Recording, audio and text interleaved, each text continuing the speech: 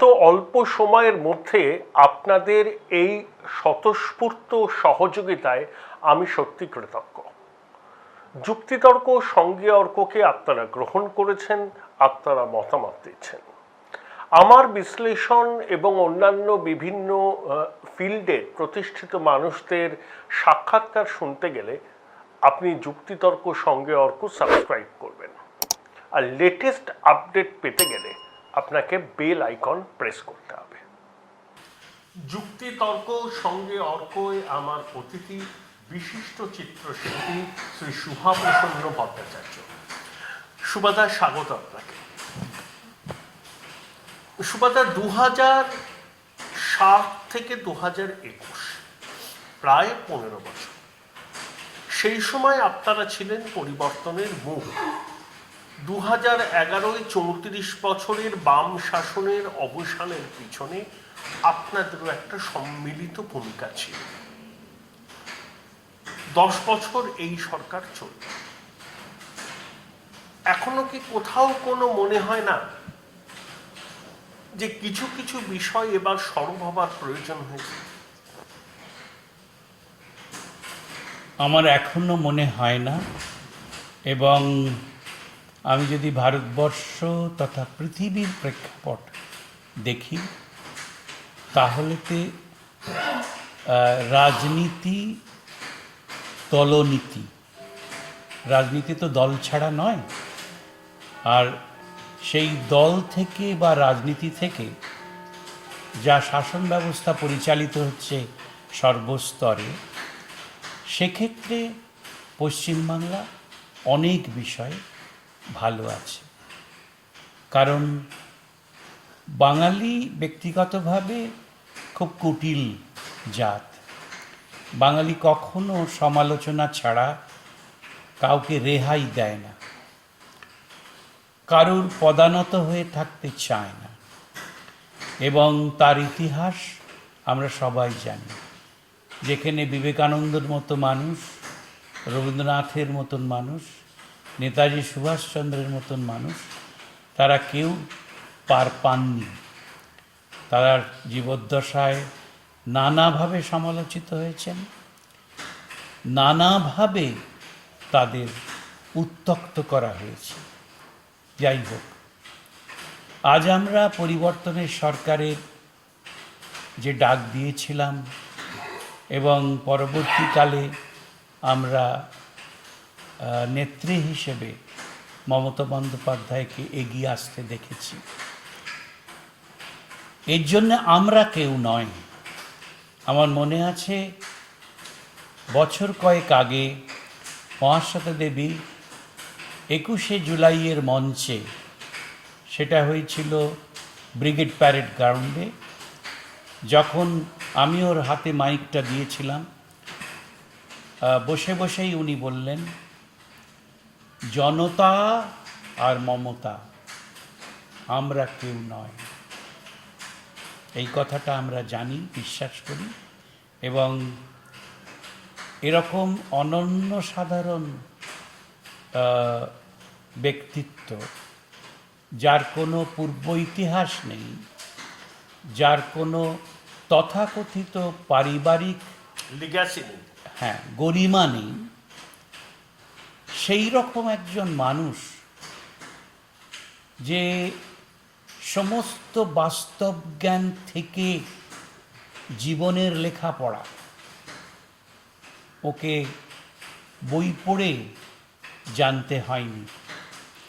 রামকৃষ্ণদেব সবসময় বলতেন যে মানুষের সঙ্গে মেলামেশা থেকে, মানুষের কথা শোনা থেকে যে শিক্ষা হয়, সে শিক্ষা বই পড়ে হয় না। তার অন্যতম শ্রেষ্ঠ উদাহরণ মমতা বন্দ্যোপাধ্যায়। কাজেই চেষ্টা করছে, এবং আজকে তো সত্যি ভারতবর্ষে বিকল্প শক্তি বলতে গেলে একমাত্র মমতা বন্দ্যোপাধ্যায়, যার কোনো চালচুলো নেই। ওই একই পোশাকে, একই রকমে, একই ভাষায় সমস্ত একেবারে নিজের সম্পূর্ণ সাহসে এবং নিজের ধারণা থেকে যা কিছু করছে করে যাচ্ছে, এটা দেখতে পাচ্ছি। তাই আমরা এখনো পর্যন্ত বিকল্প ভাবনা বা অন্য শক্তির ভাবনা করি না। অনেকে বলছেন দুটো বড় বিষয় সামনে আসছে। এই রাজ্যে একটা প্রতিদ্বন্দ্বিতামূলক সাম্প্রদায়িকতার পরিবেশ তৈরি হয়েছে। তৃণমূল কংগ্রেস এবং মাননীয় মুখ্যমন্ত্রী সংখ্যালঘু সম্প্রদায়কে কার্যত তোষণ করছেন, তার পাল্টা ন্যারেটিভ হিসাবে বিজেপি সংখ্যাগুরুবাদের রাজনীতি নিয়ে আসছে।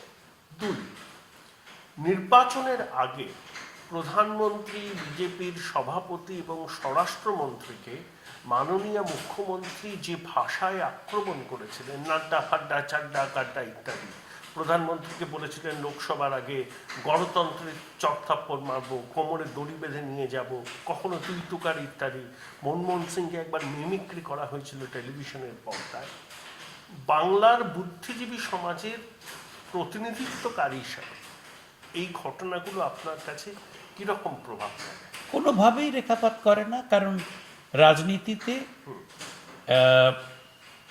খুব একটা, বিশেষ করে ভোটের সময় ওরকম বাদবিচার কখনো হয়নি। আমার মনে আছে খুব অল্প বয়সে, তখন আমি হিন্দু স্কুলে পড়ি, আমি কলেজ স্কোয়ারে যাবার পথে দাশগুপ্ত কোম্পানির দেওয়ালেতে একটা পোস্টার দেখেছিলাম। আজ থেকে কত বছর আগে, সম্ভবত আজ থেকে 64 বছর আগে। তখন মোহাম্মদ ইসলামের বিরুদ্ধে অশোক সেন দাঁড়িয়েছিলেন।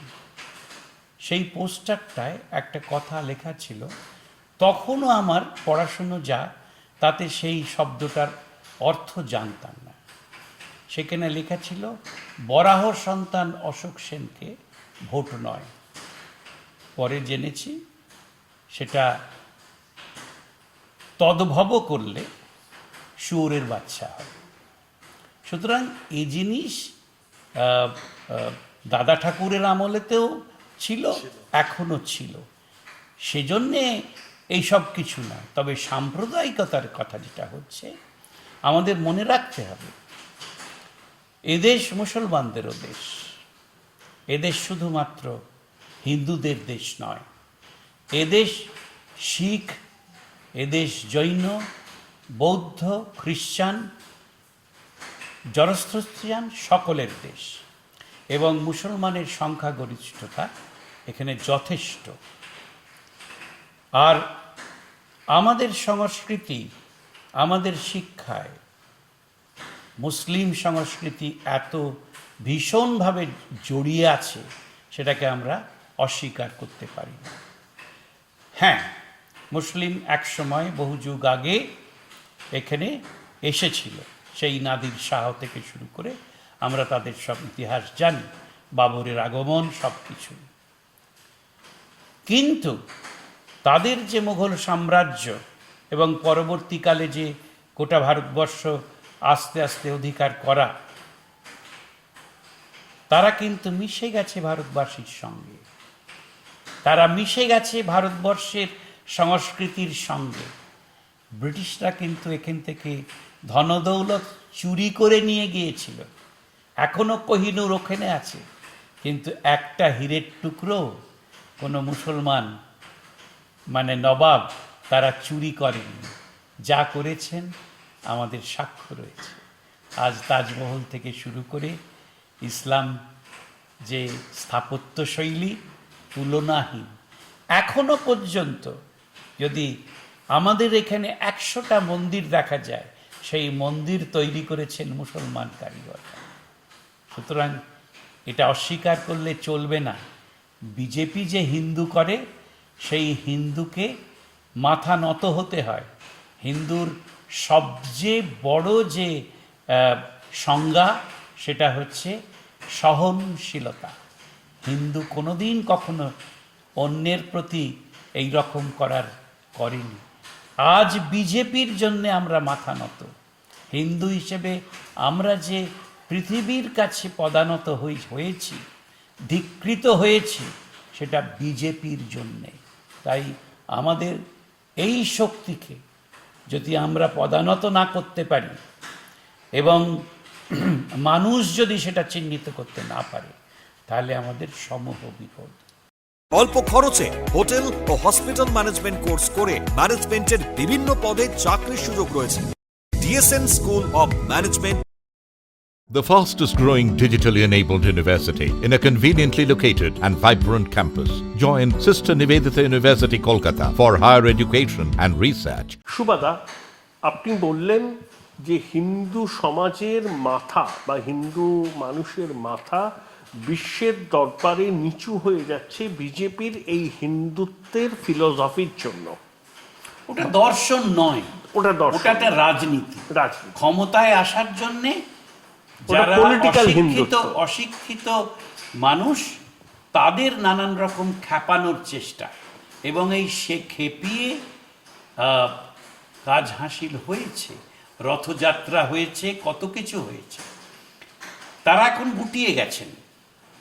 আজকে বাবরি মসজিদ ধ্বংস কত বড় আমাদের ভারতবর্ষের যে সম্মানকে মানে হেট করে দিয়েছিল, সেটা তার বড় উদাহরণ।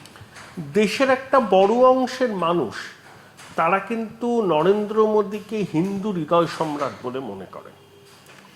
সেই কারা কি মনে করেন বড় অংশের মানুষ, বড় অংশের তারা কি ধরনের মানুষ আমার ধারণা করা যায় না। কারণ এটা আমি আমার বক্তব্য বলতে পারি। আমার মনে হয় সত্যকার কোনো শিক্ষিত মানুষ কথা বলতে পারেন না।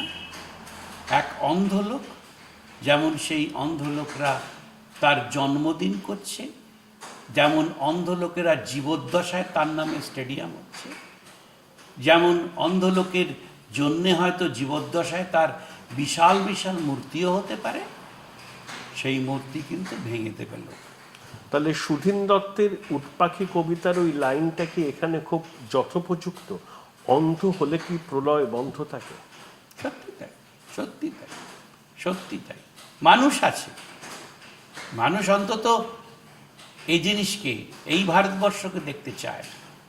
এরা ক্ষমতায় এসে গেছে, কিছুদিন কাটিয়েছে, এবার আস্তে আস্তে তাদের মানুষ বুঝে যাবে। মানুষ একটা দিন মনে আছে, সেই ইন্দিরা গান্ধীকে ওই রকম ক্ষমতাশালিনী তাকে কিন্তু জরুরি অবস্থার জন্যে শুইয়ে দিয়েছিল, কিন্তু সেই ইন্দিরা গান্ধীকেই আবার ম্যাজিকের মতন জনতা ফিরিয়ে এনেছিল।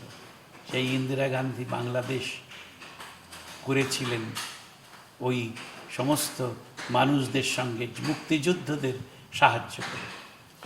অল্প খরচে হোটেল ও হসপিটাল ম্যানেজমেন্ট কোর্স করে ম্যানেজমেন্টের বিভিন্ন পদে চাকরির সুযোগ রয়েছে। DSN School of Management। সুবাদা, আর একটা অ্যালিগেশন কিন্তু অনেকে করেন, আমি ব্যক্তিগতভাবে, আপনিও হয়তো, সব রকমের সাম্প্রদায়িকতার ঘোরতর বিরোধী। আপনারা মুসলিম ফান্ডামেন্টালিস্টদের নিয়ে বা তাদের বিরুদ্ধে কখনো সরব হন না, কখনো পথে নামেন না, কিন্তু হিন্দু সাম্প্রদায়িকতার বিরুদ্ধে আপনারা সোচ্চার। তালিবানের বিরুদ্ধে এই রাজ্যের শাসক দলকে এখনো পর্যন্ত দর্থহীন ভাষায় নিন্দা করতে দেখা যায়নি। অনেকে বলছেন যে মুসলিম ভোট হারানোর ভয় তালিবান নিন্দা থেকে বিরত থাকছে রাজ্যের শাসক দল। এরকম কথা কিছু নয়। তালিবানদের স্বয়ং মানে ভারতবর্ষের অত্যন্ত বড় বড় মুসলিম বুদ্ধিজীবী, তারা তালিবানদের ঘোর বিরোধী। কদিন আগেই নাসিরুদ্দিন শাহর কথা শুনেছেন, জাভেদ আখতারের কথা শুনেছেন। উনি তো আবার তালিবানের সঙ্গে RSS-কে ইকুয়েট করেছেন। হতে পারে, তার একই ধরনের তো ব্যাপার।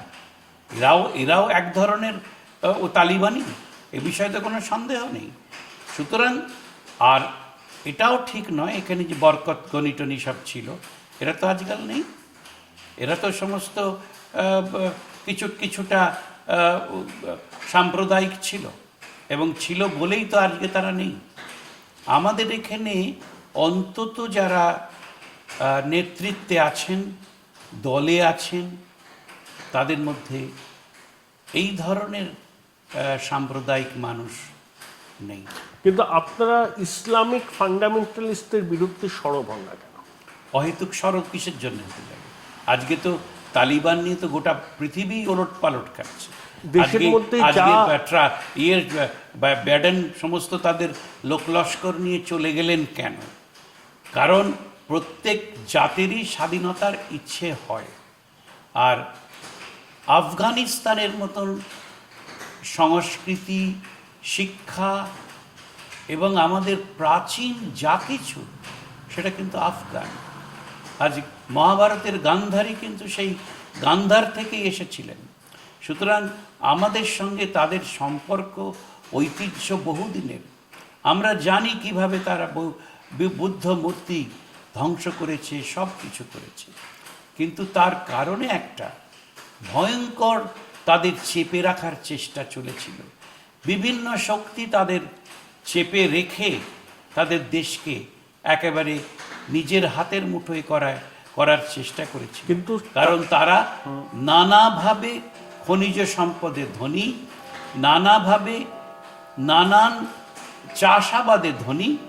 এই কারণে এখন হয়তো তালিবানি রাস্তায়, যেটা ঠিক নয়, যেটা অমানবিক, অত্যন্ত খারাপ, যারা যে ধরনের কথাবার্তা বলেছে, কিন্তু এই তালিবানি কায়দায় হয়তো তারা একদিন আফগানিস্তানকে নিজের দেশ করে তারপর যেদিন বুঝবে যে ন্যায়ের পথ কোনটা, স্বাধীনতা সত্যকারের কোনটা, আমাদের যে পৃথিবী, অর্ধেক পৃথিবী হচ্ছে মানবীদের, মায়েদের, অর্ধের আকাশ হচ্ছে এই মেয়েদের, তাদের বুঝতে বাধ্য হবে, কারণ তারাও তো মায়ের সন্তান। আপনি তালিবানদের নিয়ে বেশ অপটিমিস্টিক মনে হচ্ছে। আমি এখনো মনে করি যে আফগানিস্তানবাসীদের, তাদের দীর্ঘদিন তারা স্বাধীনতা পায়নি, দীর্ঘদিন নানা, কখনো রুশ শক্তি, কখনো আমেরিকার শক্তি তাদের চাপিয়ে রেখেছিল এবং তাদের সহযোগিতা করেছে কিছু কিছু লেজুর দেশ। সুতরাং এটা খুব একটা ক্রিটিক্যাল টাইম, একটা ট্রানজিশন টাইম। এখানে হত্যা হচ্ছে, নিজের দেশেদের, নিজেদের মায়েদের, বোনেদের হত্যা করছে, কিন্তু এটাই তালিবান নয়। আর তালিবানের প্রকৃত অর্থ কিন্তু ধ্বংসকারী নয়, ছাত্র আন্দোলন, আরবি ভাষা। হ্যাঁ, সুতরাং তালিবানি শব্দটা সবসময় ব্যবহার করাটা আমাদের অনুচিত। অল্প খরচে হোটেল ও হসপিটাল ম্যানেজমেন্ট কোর্স করে ম্যানেজমেন্টের বিভিন্ন পদে চাকরির সুযোগ রয়েছে। DSN school of management.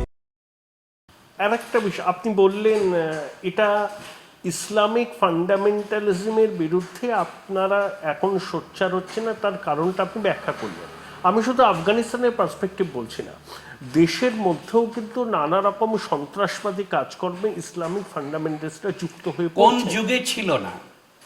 চিরকাল গেরিলা বাহিনী, চিরকাল সন্ত্রাসবাদ, এ জন্য আছে। দ্বিতীয় বিশ্ব মহাযুদ্ধের পর আমরা যতই যুদ্ধ শেষ করার কথা বলি না কেন, যদি হিসেব করা যায় দ্বিতীয় বিশ্ব মহাযুদ্ধে যত লোক মারা গেছে, তার পরবর্তীকালে প্যালেস্টাইন থেকে শুরু করে সর্বত্র, ইসরায়েল প্যালেস্টাইন থেকে শুরু করে সর্বত্র যে ধ্বংসলীলা, সন্ত্রাসবাদের লীলা, গেরিলা বাহিনীর খেলা, সেগুলো কিন্তু সংখ্যায় কম নয়। সুতরাং আমরা যদি সত্যি পৃথিবীতে যেদিন শান্তি আনতে পারবো, সেটা একটা মিরাকল হবে। আমাদের পড়োশী বাংলাদেশ 1971 সালে সেখানে হিন্দু পপুলেশন ছিল 22%, সেটা আজ কমে দাঁড়িয়েছে 8%। ওখানে হিন্দু সম্প্রদায়ের মানুষ নানাবিধ অত্যাচারের সম্মুখীন, তার বিরুদ্ধে আপনারা সোচ্চার হন না কেন? প্রথম কথা হচ্ছে, বাংলাদেশ একটা স্বাধীন সার্বভৌম রাষ্ট্র, সেখানে গণতান্ত্রিক উপায়ে নির্বাচিত সরকার আছেন। শেখ মুজিবুর রহমান আমার মতে নেতাজি সুভাষচন্দ্রের মতনই একজন অত্যন্ত বড় বিপ্লবী এবং স্বাধীনতার যোদ্ধা। যে শেখ মুজিবুর রহমানের আদর্শ, সেই আদর্শে সাম্প্রদায়িকতা ছিল না। এখন ঘটনা হচ্ছে সে দেশেও অনেক রকমের মানুষ থাকেন, সে দেশেও তারাও অনেক সময় সামাল দিতে পারছেন না। আজও নানা রকম মুজিব হত্যাকারী বা সন্ত্রাসকারী মানুষদের সেখানে প্রায়ই ফাঁসি হচ্ছে, জেল হচ্ছে, সব কিছুই হচ্ছে। সে দেশও যে খুব একেবারে বিরাট শান্তির দেশ এখনো হতে পেরেছে তা জানবো না।